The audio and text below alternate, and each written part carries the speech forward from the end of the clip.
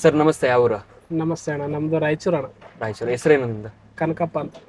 ಬೆಂಗಳೂರಲ್ಲಿ ನಾವು ಇಲ್ಲಿ ಬೊಮ್ಮಸಂದ್ರ ಹೌದಾ. Electronic city. ಎಷ್ಟು ವರ್ಷ ಆಯ್ತು ಬೆಂಗಳೂರಿಗೆ ಬಂದು? ನಾನು ಬಂದು ಒಂದು 10-11 ವರ್ಷ ಆಯಿತು. ಏನು ಡ್ರೈವಿಂಗ್ ಫೀಲ್ಡ್ ಏನೇನಾ? ಹ್ಞೂ, ಡ್ರೈವಿಂಗ್ ಫೀಲ್ಡ್. ಓಕೆ, 10 ವರ್ಷದಿಂದನೂ ಡ್ರೈವಿಂಗ್ ಫೀಲ್ಡ್? ಹ್ಞೂ, ಡ್ರೈವಿಂಗ್ ಫೀಲ್ಡ್. ಓಕೆ, ಯಾವ ಗಾಡಿಯಿಂದ ಸ್ಟಾರ್ಟ್ ಮಾಡಿದ್ದು ನೀವು? ನಾನು ಫಸ್ಟು ಬಳ್ಳಾರಿಯಲ್ಲಿ ಲಾರಿ ಓಡಿಸ್ತಾ ಇದ್ದೆ. ಆಮೇಲೆ ಇಲ್ಲಿ ಬೆಂಗಳೂರಿಗೆ ಬಂದು ನೀರು ಟ್ಯಾಂಕ್ ಓಡಿಸ್ದೆ. ಆಮೇಲೆ ಟಿಪ್ಪರ್ ಲಾರಿ ಓಡಿಸ್ದೆ. ಆಮೇಲೆ ಒಂದು 4 ತಿಂಗಳು BMTC ಬಸ್ ಓಡಿಸ್ದೆ, ಇದು ಎಲೆಕ್ಟ್ರಿಕಲ್ ಬಸ್. ಅದು ಓಡಿಸ್ಬಿಟ್ಟು ಆಮೇಲೆ ಗಾಡಿ ತಗೊಂಡೆ. ಇದನ್ನ ತಗೊಂಡು ಇವಾಗ ಇದು ನೋಡಿಸ್ತಾ ಇದ್ದೀನಿ. ಒಂದು 3 ವರ್ಷದಿಂದ ಇದು ನೋಡಿಸ್ತಾ ಇದ್ದೀನಿ. ಓಕೆ, ಇವಾಗ ಇಷ್ಟೆಲ್ಲ ಕೆಲಸ ಮಾಡಿದ್ದೀರಾ ಅಂದ್ರೆ ಎಲ್ಲಾನು ಡ್ರೈವಿಂಗ್ ಫೀಲ್ಡೇ ಆಗಿರೋದ್ರಿಂದ, ಬಟ್ ಬೇರೆ ಬೇರೆ ವೆಹಿಕಲ್ಸ್ಗಳನ್ನ ಓಡಿಸಿದ್ದೀರಾ. ಎಲ್ಲಾನು ಬಿಟ್ಟು ಈ ವೆಹಿಕಲ್ಗೆ ಬರಕ್ ಕಾರಣ ಏನೇ? ಏನಂದ್ರಣ, ಇವಾಗ ಓನರ್ ಹತ್ರ ಮಾಡ್ತೀವಲ್ಲ ನಾವು, ಅದರಲ್ಲಿ ನೆಮ್ಮದಿ ಇಲ್ಲಣ್ಣ. ಅವ್ರು ಏನ್ ಮಾಡಿದ್ರು ಮಾಡಿದಾರೆ ಅಂತ ಹೇಳಲ್ಲ ಓನರ್ಗಳು.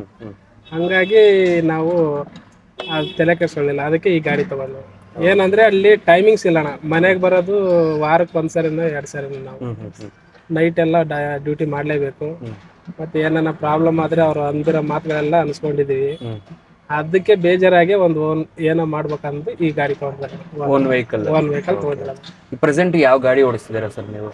ಪ್ರೆಸೆಂಟ್ ಇವಾಗ ಪಿಕಪ್ 1.7 10 ಅಡಿ ಗಾಡಿ ಅಣ್ಣ ಇದು. ನಮ್ದು ಎಷ್ಟು ವರ್ಷ ಆಯ್ತು ಈ ಗಾಡಿ ತಗೊಂಡು? ತಗೊಂಡು 3 ವರ್ಷದ ಮೇಲೆ 2 ತಿಂಗಳಾಯ್ತು. ಪ್ರೆಸೆಂಟ್ ಲೋನ್ ಏನಾದ್ರು ಇದೆಯಾ? ಇನ್ನ 3 ತಿಂಗಳಾಯ್ತು ಲೋನ್. ಇನ್ನ 3 ಎಷ್ಟು ಪೇ ಮಾಡ್ತಾ ಇದ್ದೀರಾ?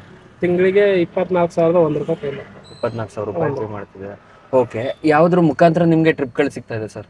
ಅಣ್ಣ, ಇದು ಆನ್ಲೈನ್ ಅಣ್ಣ. ನಾವು ಮಾಡೋದು ಪೋರ್ಟರ್ ಆ್ಯಪ್ ಅಂತ ಐತೆ, ಅದರಲ್ಲೇ ನಾವು ಇದು ಮಾಡೋದು. ಈ ಗೊತ್ತಿರೋರು ಯಾರನ್ನ ಒಂದೊಂದ್ಸರಿ ಫೋನ್ ಮಾಡಿ ಬಾ ಅಂದ್ರೆ ಹೋಗ್ತೀವಿ. ಅದ್ರ ಮುಖಾಂತರ ಸರ್, ಈಗ ಒಂದು ದಿನಕ್ಕೆ ಎಷ್ಟು ಅರ್ನ್ ಮಾಡ್ತಿದ್ದೀರಾ ಸರ್ ಪೋರ್ಟರ್ ಮುಖಾಂತರ? ಅಣ್ಣ, ನಾವು ಒಂದೊಂದು ದಿವಸ 5,000 ಮಾಡಿದ್ದೀನಿ, ಒಂದೊಂದು ದಿವಸ 2,000 ಮಾಡಿದ್ದೀನಿ, ಒಂದೊಂದು ದಿವಸ 1,000 ಮಾಡಿದ್ದೀನಿ, ಒಂದೊಂದು ದಿವಸ ಖಾಲಿನೇ ಹೋಗಿದ್ದೀನಿ. ಹಂಗೆ ಇದು ನೋಡ್ರಿ. ಸೋಮವಾರ ಬರೀ 500 ರೂಪಾಯಿ ಮಾಡಿದ್ದೀನಿ. ಅದಾದ ನೆಕ್ಸ್ಟ್ ದಿವಸ ಮಂಗಳವಾರ 4,000 ಮಾಡಿದ್ದೀನಿ. ನಿನ್ನೆ 5,000 ಮಾಡಿದ್ದೀನಿ. ಅದ್ರಲ್ಲಿ ಡೀಸೆಲ್ ಎಲ್ಲ ಕಳಿಬೇಕಣ್ಣ. ಡೀಸೆಲ್ ಕಾದ್ರೆ ಒಂದು 2,500 3,000 ಉಳಿತೈತೆ. ನಮ್ಮ ಊಟದ ಖರ್ಚು, ನಮ್ಮ ಗಾಡಿ ಇದೆಲ್ಲ ಕಳೆದ್ರು ಒಂದು 2,500 ಉಳಿತೈತೆ. ಹಂಗೆ ಒಂದ್ ದಿವಸ ಚೆನ್ನಾಗಿ ಮಾಡಿದ್ರೆ ಒಂದ್ ದಿವಸ ಡ್ಯೂಟಿನೇ ಇರಲ್ಲ. ಹಂಗಾಗಿ ಮೊದ್ಲು ಚೆನ್ನಾಗಿತ್ತಾನೆ, ಇವಾಗ ಮೊದ್ಲಿನ ತರ ಇಲ್ಲ ಡ್ಯೂಟಿ. ಕಾಂಪಿಟೇಷನ್ ಜಾಸ್ತಿ. ಇವಾಗ ಪೋರ್ಟರ್ ತರನೇ ಆ್ಯಪ್ಗಳು ಜಾಸ್ತಿ ಬಂದ್ಬಿಟ್ಟ ಇವಾಗ. ಮತ್ತೆ ಇವಾಗ ಇವು ಆಟೋದವ್ರಿಗೂ ಪ್ಯಾಸೆಂಜರ್ ಇವು ಗೂಡ್ಸ್ ಮೆಟೀರಿಯಲ್ ಹೊಡೋಕ್ಕೆ ಪರ್ಮಿಷನ್ ಕೊಟ್ಟವ್ರಂತೆ ಇವರು ರ್ಯಾಪಿಡೋದವರು. ಹಂಗಾಗಿ ಇವಾಗ ಗೂಡ್ಸ್ ಕಡೆಯವ್ರಿಗೆ ಸ್ವಲ್ಪ ಜಾಸ್ತಿ ಹೊಡ್ತಾರೆ. ಸಣ್ಣ ಪುಟ್ಟ ಪೋರ್ಟರ್ಗಳು ಅವರು ಐಟಮ್ಸ್ ಆಟೋದವರೇ ಹಾಕೊಂಡು ಹೋಗ್ಬಿಡ್ತಾರೆ. ಅದರಿಂದ ಹೊಡ್ತಾ ಸ್ವಲ್ಪ ಬಿದ್ದಿದೆ. ಓಕೆ ಸರ್, ಇವಾಗ ಒಂದು ಮಂತ್ಗೆ ಒಂದು ಆವರೇಜ್ ಅಂತಂದ್ರೂ ಎಷ್ಟು ಅರ್ನ್ ಮಾಡಬಹುದು ಸರ್? ಆವರೇಜ್ ಅಂದ್ರೆ 1 ಲಕ್ಷ ಆಗುತ್ತೆ. 1 ಲಕ್ಷ ಒಂದು ತಿಂಗಳಿಗೆ ಆಗುತ್ತೆ. ಇನ್ನೂ ಚೆನ್ನಾಗಿ ಮಾಡಿದ್ರೆ ಇನ್ನೂ ಜಾಸ್ತಿನೇ ಆಗುತ್ತೆ. ಇವಾಗ ಡ್ಯೂಟಿ ಇರ್ಲಾರ ಕಾರಣ 1 ಲಕ್ಷ ಒಳಗಡೆ ಆಗ್ಬೋದು, ಜಾಸ್ತಿ ಆಗಲ್ಲ. ಈಗ 1 ಲಕ್ಷದಲ್ಲಿ ಗಾಡಿಗೆ ಖರ್ಚು, ಮೇಂಟೆನೆನ್ಸ್ ಅಂದ್ರೆ ಪೆಟ್ರೋಲ್ ಡೀಸೆಲ್ ಆಗ್ಬೋದು, ಎಲ್ಲಾನು ಕಳೆದು ಒಂದು ಕೈಗೆ ಸೇವಿಂಗ್ಸ್ ಅನ್ನೋದು ಎಷ್ಟು ಸಿಗ್ಬೋದು? ಇದು ನಮ್ಮ ಗಾಡಿ ಮೈಲೇಜ್, ಬೊಲೊರೋ ಗಾಡಿ ಮೈಲೇಜ್ ಕೊಡೋದು ಕಮ್ಮಿ ಇದೆ. ಎಷ್ಟು ಕೊಡೋದು? ಸಿಟಿ ಒಳಗಡೆ 10 ಇಲ್ಲ 9 ಬರುತ್ತೆ. ಹಂಗಾಗಿ ನಮಗೆ ಡೀಸೆಲ್ಗೆ ಸ್ವಲ್ಪ ಜಾಸ್ತಿ ಹೋಗುತ್ತೆ ಅಮೌಂಟ್. 1 ಲಕ್ಷ ಅರ್ನಿಂಗ್ಸ್ ಆದ್ರೆ ನಮ್ದು ಅದ್ರಾಗೆ 35,000 ಇದೆ ಡೀಸೆಲ್ಗೆ ಹೋಗಿರುತ್ತೆ. ನಮ್ದು 35,000 ಡೀಸೆಲ್ಗೆ ಹೋಗ್ಬಿಡುತ್ತೆ. 35 ಹೋಗುತ್ತೆ, 40 ಹೋಗುತ್ತೆ. ಒಂದು ಆವರೇಜ್ 40,000 ಹೋಗುತ್ತೆ ಈ ಸಿಟಿ ಒಳಗಡೆ.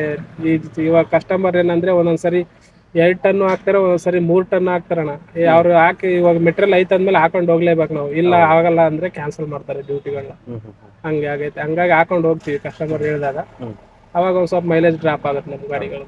ಸರ್, ಇವಾಗ ಡೀಸೆಲ್ ಅನ್ನೋದು ಬಿಟ್ಟು ಬೇರೆ ಏನೇನೆಲ್ಲ ಮೇಂಟೆನೆನ್ಸ್ ಬರ್ತಿದೆ ಸರ್ ಗಾಡಿಗೆ?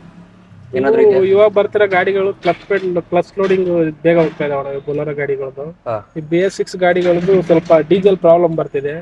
ನನ್ನ ಗಾಡಿದೆ ಒಂದು ಒಳಗಡೆ ಈಜರ್ ಅಂತ ಬರುತ್ತೆ. ಈಜರ್ ಅಂತ ಅದು ಹೋಗ್ಬಿಟ್ಟಿತ್ತು.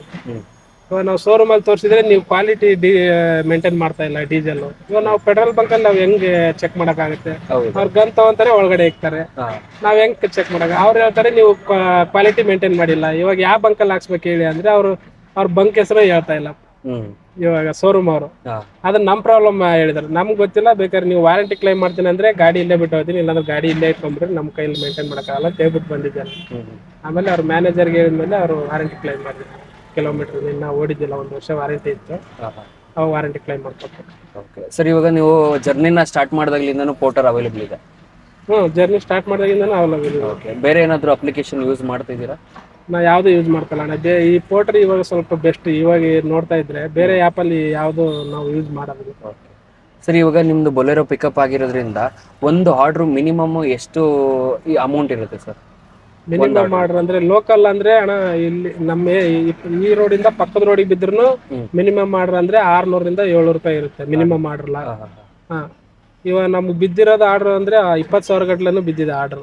20,000 ರೂಪಾಯಿ ಒಂದು ಸಿಂಗಲ್ ಆರ್ಡರ್ ಅಲ್ಲಿ? ಒಂದು ಸಿಂಗಲ್ ಆರ್ಡರ್ ಅಲ್ಲಿ.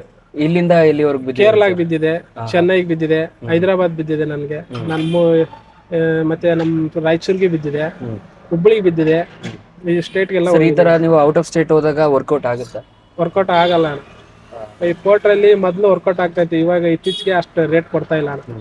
ನಾನು ಒಂದು 2 ತಿಂಗಳ ಹಿಂದ್ಗಡೆನೆ ಚಂದಾಪುರಿಂದ ಚೆನ್ನೈಗೆ ಹೋದಾಗ 15,000 ಕೊಟ್ಟಿದ್ದಣ್ಣ. ಒಂದು 2-3 ತಿಂಗಳ ಹಿಂದ್ಗಡೆ ಅಣ್ಣ. ಅದೇ ಬಾಡಿಗೆ ಇವಾಗ ಬುಕ್ ಮಾಡಿದ್ರೆ 8,000, 8,500, 9,000 ಹಿಂಗ್ ತೋರಿಸ್ತಾರೆ. 600-700 ರೂಪಾಯಿ ಕಮ್ಮಿನೇ ಆಗ್ಬಿಟ್ಟಿದೆ. ಮೊದ್ಲಿನ ತರ ಇವಾಗ ಬಾಡಿಗೆಗಳಿಲ್ಲ. ಮೊದ್ಲು ಕೊಟ್ರವನೇ ಕಮ್ಮಿ ಮಾಡ್ಬಿಟ್ಟು. ಇವಾಗ ನೀವು ಔಟ್ ಆಫ್ ಸ್ಟೇಟ್ ಹೋದಾಗ, ಈಗ ಇಲ್ಲಿಂದ ಬ್ಯಾಂಗ್ಳೂರಿಂದ ಚೆನ್ನೈಗೆ ಹೋಗಿರ್ತೀರಾ, ಅಲ್ಲಿಂದ ಬರ್ಬೇಕಾದ್ರೂ ಕೂಡ ಆರ್ಡರ್ ಏನಾದ್ರು ಸಿಗುತ್ತಾ ಇಲ್ಲ? ಅದೇ ಟ್ರಾನ್ಸ್ಪೋರ್ಟ್ ಹಿಂಗೆ ಯಾರನ್ನ ಫ್ರೆಂಡ್ಸ್ ಇಲ್ಲ ಗ್ರೂಪ್ ಅಲ್ಲಿ ಕಾಂಟ್ಯಾಕ್ಟ್ ಮಾಡ್ಕೊಂಡು ಹಾಕೊಂಡ್ಬರ್ಬೇಕು. ಆ ರೀತಿ ಇದ್ರೆ ಮಾತ್ರ. ಅದು ಆ ಕಡೆಯಿಂದ ಏನು ಜಾಸ್ತಿ ಲೋಡ್ ಏನಿರಲ್ಲ. ಲೋಡ್ ಜಾಸ್ತಿ ಇರುತ್ತೆ, ಅಮೌಂಟ್ ಕಮ್ಮಿ ಇರುತ್ತೆ. 3,000, 4,000 ಅಷ್ಟಕ್ಕೆ ಹಾಕೊಂಡ್ಬರ್ಬೇಕು. ಡೀಸೆಲ್ಗೆ ಆಗೋ ಅಷ್ಟೇ. ಡೀಸೆಲ್ಗೆ ಆಗೋ ಅದ್ರ ಮೇಲೆ ಕೊಡೋದೇ ಇಲ್ಲ ಯಾರು. ಸೊ ಅಂದ್ರೆ ಖಾಲಿ ಹೋಗೋದ್ರ ಬದಲು ಒಂದು ಡೀಸೆಲ್ ಆಗ್ಲಿ ಅಂತ ಹಾಕೊಂಡ್ಬರೋದ. ಮೆಟೀರಿಯಲ್ ಎಲ್ಲ ಜಾಸ್ತಿನೇ ಹಾಕ್ತಾರೆ.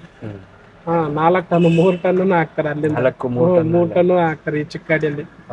ಇದು ಕೊಟ್ಟಿರೋ 1,800 kg ಪಾಸಿಂಗ್ ಕೊಟ್ಟವನು. ಅವ್ರು ಹಾಕೋದು 4 ಟನ್. ಇಲ್ಲ ಬಾಡಿಗೆ ಇಲ್ಲ ಖಾಲಿನೇ ಬರ್ಬೇಕು. ಹಾಕ್ತೇ ಇಲ್ಲ, ದೂಸರ ಮಾತಿಲ್ಲ ಅಂತ ಕೇಳ್ತಾರೆ. ಹಾಕ್ಲೇಬೇಕಲ್ಲ, ಏನ್ ಮಾಡೋದು. ಬಟ್ ನಿಮ್ಗೆ ಅಲ್ಲಿ ಬರ್ಬೇಕಾದ್ರೆ ಇದ್ರಲ್ಲೆಲ್ಲ ಪ್ರಾಬ್ಲಮ್ ಆಗಲ್ವಾ ಟೋಲ್ ಅಲ್ಲೆಲ್ಲ? ಇವಾಗ ಟೋಲ್ ಅಲ್ಲಿ ಏನು ಇವಾಗ ಪ್ರಾಬ್ಲಮ್ ಅಷ್ಟೇನಿಲ್ಲ ಅಣ್ಣ. ಟೋಲ್ ಅಲ್ಲಿ ಈ ಕಡೆ ಚೆನ್ನೈ ರೂಟ್ ಹೋದ್ರೆ, ಈ ಕಡೆ ಹೋದ್ರೆ ನಮ್ಮ ಹುಬ್ಳಿ ರೂಟ್ ಅಲ್ಲಿ ಹೋದ್ರೆ ಇಲ್ಲಿ ಒಂದು 2 ಟೋಲ್ ಅಲ್ಲಿ ಅಷ್ಟೇ ಎಕ್ಸ್ಟ್ರಾ ಅಮೌಂಟ್ ಕಟ್ಸ್ಕೊಂತಾರೆ. ಈ ಕಡೆ ಚೆನ್ನೈ ತಮಿಳ್ನಾಡು ಈ ಕಡೆ ಕೇರಳ ರೂಟ್ ಅಲ್ಲಿ ಏನು ಟೋಲ್ ಅಲ್ಲಿ ಏನು ಪ್ರಾಬ್ಲಮ್ ಇಲ್ಲ. ಇದೇ RTO ಇಲ್ಲ ಪೊಲೀಸ್ ಅವ್ರು ಹಿಡಿದ್ರೆ ಪ್ರಾಬ್ಲಮ್ ಅಷ್ಟೇ. ನಾವು ನೈಟ್ ಎಲ್ಲ ಹೋಗ್ಬಿಡ್ತೀವಲ್ಲ, ಹಂಗಾಗಿ ಪೊಲೀಸ್ ಅವ್ರು ಹಿಡಿದ್ರೆ 150 ರೂಪಾಯಿ ಕೊಟ್ಬಿಟ್ಟು ಹೋಗ್ತಾ ಇರ್ತೀವಿ.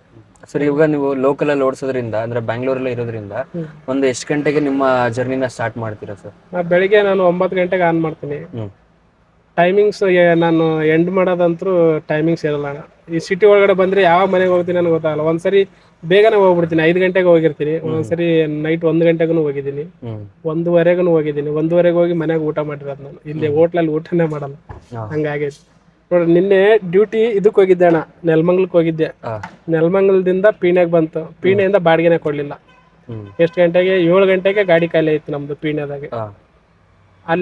ಅಲ್ಲೇ ಮಲ್ಕೊಂಡಿದ್ದೀನಿ ನಿನ್ನೆ. ಮಲ್ಕೊಂಡು ಬೆಳಿಗ್ಗೆ 12 ಗಂಟೆಗೆ ಒಂದು ಡ್ಯೂಟಿ ಕೊಟ್ಟ ಅಲ್ಲೇ. 24 hours ಆದ್ರೂ ಒಂದು ಡ್ಯೂಟಿ ಇಲ್ಲ. ಮತ್ತೆ ಇವಾಗ ಮನೆಗೆ ಹೋಗ್ಬೇಕಂದ್ರೆ 50 ಕಿಲೋಮೀಟರ್.